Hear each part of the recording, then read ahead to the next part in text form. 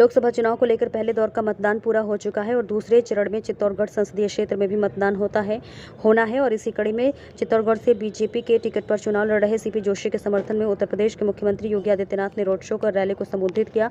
इस दौरान योगी आदित्यनाथ ने कहा कि कांग्रेस के समय में आतंकवादियों को बिरयानी खिलाई जाती थी, लेकिन आज समय बदल गया। उन्होंने कहा कि सांप्रदायिक और जातिवादी सोच के कारण देश को नुकसान हो रहा है। कांग्रेस पर निशाना साधते हुए कहा कि ये पार्टी देश की सुरक्षा और आस्था के साथ खिलवाड़ कर रही है, जबकि मोदी ने सरकार संभालने के साथ ही देश की सुरक्षा व्यवस्था को प्राथमिकता दी। उसी का नतीजा है कि आज देश में कहीं पर पटाखा भी फटता है तो सबसे पहले पाकिस्तान सफाई देता है कि हमारा उसमें कोई हाथ नहीं है। इस दौरान यूडीएच मंत्री झाबर सिंह खर्रा, सांसद सीपी जोशी, विधायक श्रीचंद्र कृपलानी भी मौजूद थे, जिन्होंने योगी आदित्यनाथ का स्वागत किया। योगी आदित्यनाथ दोपहर करीब 1 बजे निम्बाहेड़ा पहुंचे और मालगोदाम रोड से रत्नुमा खुली जीप में बैठकर रोड शो शुरू किया, जो मुख्य मार्गों से होता हुआ पंचौली चौराहा, चंदन चौक, परशुराम सर्कल होता हुआ शेखावत चौराहा पहुंचा। इसी के साथ सर्कल पर पूर्व मुख्यमंत्री भैरव सिंह शेखावत की प्रतिमा को माल्यार्पण कर योगी आदित्यनाथ ने जनसभा को संबोधित किया। इस दौरान तमाम लोग मौजूद रहे। बहन और भाइयों, आज आप सबको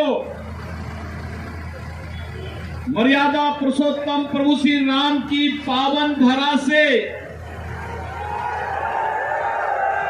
वीर भूमि मेवाड़ को प्रणाम करने के लिए मैं विशेष रूप से अपील करने के लिए आया हूं। बहन और भाइयों, इस धरा का इतिहास है कि यह राष्ट्रवाद के मुद्दे से कभी विचलित नहीं हुआ। हमने हमेशा राष्ट्रवाद के पथ का अनुसरण करते हुए भारत माता के लिए अपना सर्वस्व बलिदान करने के लिए हमेशा ये वीर भूमि तत्पर रही है और यही कारण है आधुनिक भारत के तीर्थ के रूप में इस धरा को पूरा भारतवासी नमन करता है, इसको कोटि कोटि प्रणाम करता है। और आज इसीलिए मैं आपसे कहने के लिए आया हूं, कल ही प्रथम चरण का मतदान संपन्न हुआ है। 102 लोकसभा सीटों पर पहले चरण में जो मतदान हुए हैं और रुझान बताते हैं कि पूरे देश की जो आवाज है, फिर एक बार मोदी जी के नेतृत्व में अब की बार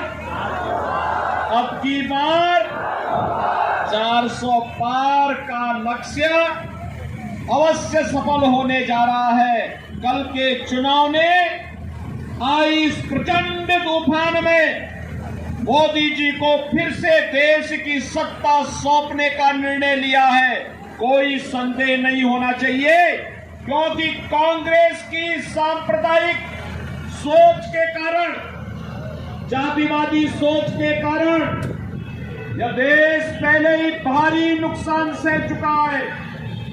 कांग्रेस देश की सुरक्षा के साथ खिलवाड़ करने वाली पार्टी है, आपकी आस्था के साथ खिलवाड़ करने वाली पार्टी है। और कांग्रेस को आज आपने भारत में देख रहे होंगे, आज तो कहीं थोड़ा सा जोर से पटाखा फटता है तो पाकिस्तान सफाई देता है कि मेरा हाथ नहीं है।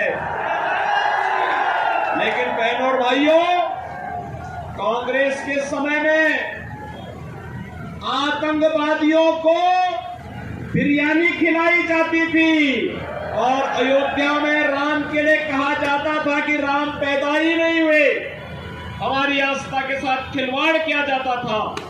बहनों और भाइयों, जो हमारी आस्था को सम्मान नहीं कर सकते, राष्ट्रीय सुरक्षा को सुदृढ़ नहीं कर सकते, हमारी विरासत और विकास की यात्रा में हमारे साथ सहभागी नहीं बन सकते, उन्हें सत्ता में आने का कोई अधिकार नहीं होना चाहिए।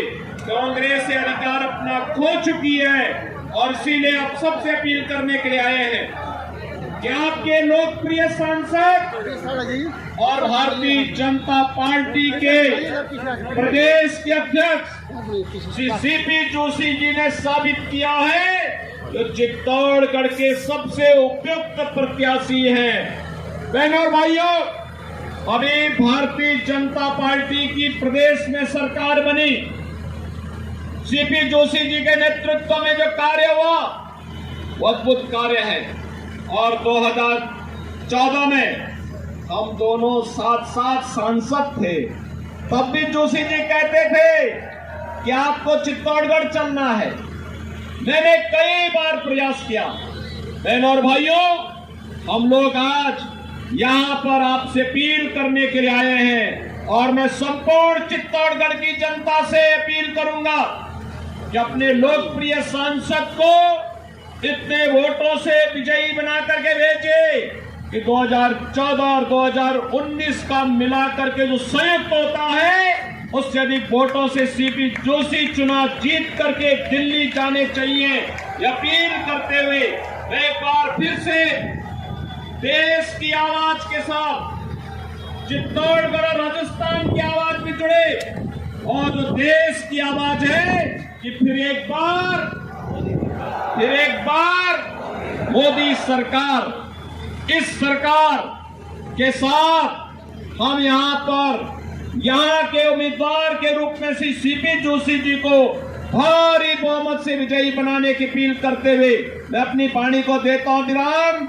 जय श्री राम, जय जय श्री राम।